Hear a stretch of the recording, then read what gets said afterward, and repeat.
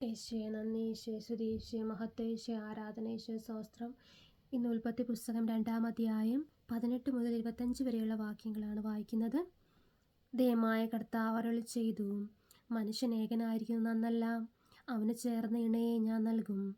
ദൈവമായ കർത്താവ് ഭൂമിയിലെ സകല മൃഗങ്ങളെയും ആകാശത്തിലെ സകല പക്ഷികളെയും മണ്ണിൽ നിന്ന് രൂപപ്പെടുത്തി.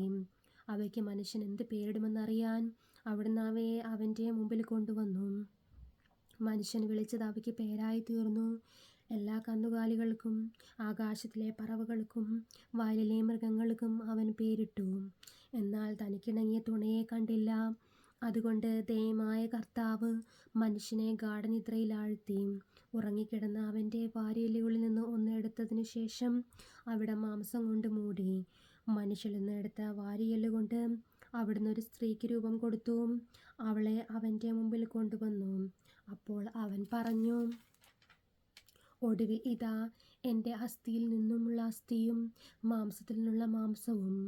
നരൽ നിന്ന് എടുക്കപ്പെട്ടതുകൊണ്ട് നാരി എന്ന് ഇവൾ വിളിക്കപ്പെടും.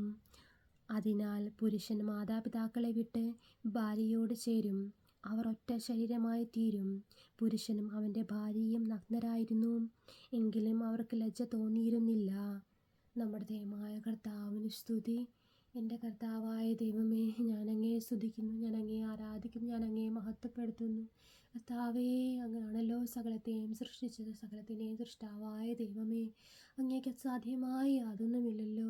കർത്താവേ, ഞാൻ അങ്ങയെ സ്നേഹിക്കുന്നു, ഞാൻ അങ്ങയെ ആരാധിക്കുന്നു. അങ്ങയിൽ നിന്ന് വിട്ടുപോകാൻ, അങ്ങയിൽ നിന്ന് പിരിഞ്ഞു പോകാൻ ഇടയാക്കരുതേ ദൈവമേ. ഈ ലോകത്തിലെ ചിന്തകളും ഈ ലോകത്തിലെ മെറ്റീരിയലിസം അങ്ങനെയുള്ള കാര്യങ്ങൾ നമ്മുടെ കണ്ണിലേക്കും നമ്മുടെ മനസ്സിലേക്കും വരുമ്പോൾ ദൈവമേ കർത്താവേ, ഞങ്ങളെ ഓരോരുത്തരെയും കനിവോടെ അങ്ങ് കാത്തു രക്ഷിക്കണമേ.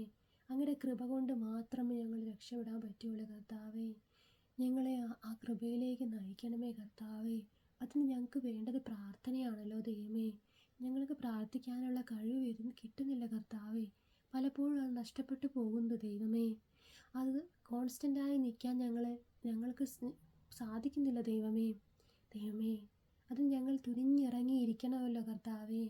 അങ്ങനെ ഒരു സാഹചര്യത്തിലേക്ക് നമ്മൾ വരുമ്പോൾ വീണ്ടും അതിൽ നിന്ന് വ്യതിചലിച്ച് പോകാനുള്ള ഇടവരുന്ന കർത്താവേ, ഞങ്ങളെ ഓരോരുത്തരെയും അതിലേക്ക് നയിക്കണമേ ദൈവമേ. സർവശക്തനായ ദൈവമേ, ഞാൻ അങ്ങയെ ആരാധിക്കുന്നു, ഞാൻ അങ്ങയെ മഹത്വപ്പെടുത്തുന്നു. യേശുവേ നന്ദി, യേശുവേ സ്തുതി, യേശുവേ മഹത്വം, യേശു ആരാധന, യേശു സ്തോത്രം, യേശുവേ ആരാധന, യേശുവേ നന്ദി.